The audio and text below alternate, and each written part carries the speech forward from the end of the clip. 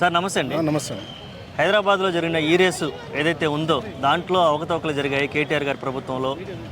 అందుకే ఇప్పుడు కేటీఆర్ గారిని అరెస్ట్ చేయబోతున్నారంటే వార్తలు వస్తున్నాయి. దీని మీద అభిప్రాయం అంటే ఇప్పుడున్న దాంట్లో సాధారణ ప్రజలు అంటే లోతుగా మనం గ్రామాలలోకి వెళ్ళినప్పుడు అంటే హైదరాబాద్లో రాజకీయాలను పట్టించుకుంటోళ్ళు ఇవన్నీ కూడా పెద్దగా చాలా తక్కువ మంది ఓటింగ్ రావడం అంటే ఓటేసేందుకే బద్దకస్తులు.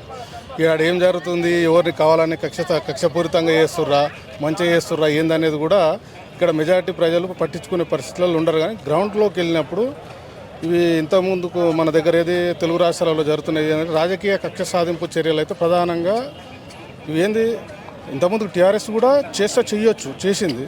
కానీ వీళ్ళు దాన్ని ఇంకా ప్రత్యక్షంగా కేసీఆర్ మాత్రం ఇంత వన్ వేగా ఇట్లా ఒకరిని మరీ డ్యామేజ్ ఇట్లా ఏదో ఇది చేయాలన్నట్టుగా వీళ్ళు ఏంటంటే ఈ వచ్చిన సంవత్సరంలోనే చాలా వాంటెడ్లీ ఇది చేసేస్తాం, వాన్ అరెస్ట్ చేస్తాం, వీన్ అరెస్ట్ చేస్తాం, ఇది అంటే అందులో ఉన్న ఎమ్మెల్యేలు వాళ్ళంతా వాళ్ళు కూడా వీళ్ళు అంత రాజకీయ నాయకులు అంతా ఒక గూటి పక్షులే. ఇటు నుంచి అటు ఇక్కడి నుంచి ఎక్కడ పోయిన వాళ్ళే మళ్ళీ వాళ్ళే ఉండి అంత అవినీతి చేసిరంటే మరి వీళ్ళు మంత్రులు ఉండి ఆ రోజు పీకిర్రా, మంత్రులు ఉండి వీళ్ళంతా చేసి ఇలా మంత్రులుగా చేసిన వాళ్ళు కూడా ఈ రోజు పోయి కాంగ్రెస్లో మంత్రులు అయ్యారు. ఇక్కడ జనాన్ని పిచ్చోళ్ళని చేయడం కోసం తప్పితే వీళ్ళైనా వాళ్ళైనా రాజకీయ నాయకులు ఏంటంటే మళ్ళీ వాళ్ళు పబ్లిక్ కూడా ఏంటంటే వీళ్ళంతా ఒకటేరా బాబు, వీడు అంటాడు పొద్దుగాలని అరెస్ట్ అని, వీడు అంటాడు మళ్ళీ తెల్లారే ఏం లేదని మళ్ళీ అటువంటి మనం చూస్తూనే ఉన్నాం. ఇంకా రేపే అరెస్ట్ అవుతాడు, పొద్దుగాలని అరెస్ట్ అవుతాడు. ఇట్లాంటి వాంటెడ్లీ పబ్లిక్ రాజకీయ నాయకులని ఓ నాయకులుగా చూసే పరిస్థితులు లేదు ఇప్పుడున్న పరిస్థితి. ఇక్కడ ఏంటంటే చేయడానికి పనులు లేదు, నిధులు లేక ప్రజల్ని మభ్యపెట్టడానికి డైవర్షన్ చేయడానికి ఈ అరెస్టులని ఈ హైడ్రా అని ఇవన్నీ తీసుకొస్తున్నారు అనేది ఒక వాదం ఉంది ప్రజల్లో. దీని మీ అభిప్రాయం? ఇప్పుడు ఇచ్చిన హామీల గురించి మాట్లాడట్లేదు ఎవరు. 6 హామీలు ఇచ్చారు, ఓకే. అందులో ఏందో ఒక ఫ్రీ బస్సు ఒకటి వాంటెడ్ కదా, ఒకటి ఫ్రీ బస్సు ఒకటి నడుస్తుంది. తర్వాత నీకు ఆ ఫ్రీ కరెంటు కానీ ఫ్రీ కరెంటు 200 యూనిట్ల లోపలైనా ఎన్నో గ్రామాలల్లో చాలా వరకు ఒక 50% వస్తే 60% వస్తే 40% వరకు ఇంకా 100 ఏంది ఒక్క బల్బు వేసుకుంటే వాళ్ళకు కూడా ఫ్రీ కరెంట్ రాని పరిస్థితులు గ్రామాలలో ఉన్నాయి. లోతుగా మేము మా గ్రామంలో తిరిగినప్పుడు కూడా వాళ్ళు ఏంది మళ్ళీ దరఖాస్తు పెట్టుకోవాలంటారు. పెట్టుకోవాలంటే ఏది మళ్ళీ అఫీషియల్గా గవర్నమెంట్ నుంచి టైం ఇస్తారు, అప్పటి వరకు మేము ఏం చేయలేము, మళ్ళీ ఇట్లా దరఖాస్తు అవి పెట్టుకునే వరకు మేము ఏం చేయలేము అంటారు. రేషన్ కార్డుల పరిస్థితి లాగే ఉంటుంది ఇది కూడా. ఇప్పుడు దానివల్ల ఏంటంటే పక్కింటోనికి వస్తుంటే ఈయనకి రాకపోతే ఏముంటుంది, అరే నాకెందుకు రాదు అనేది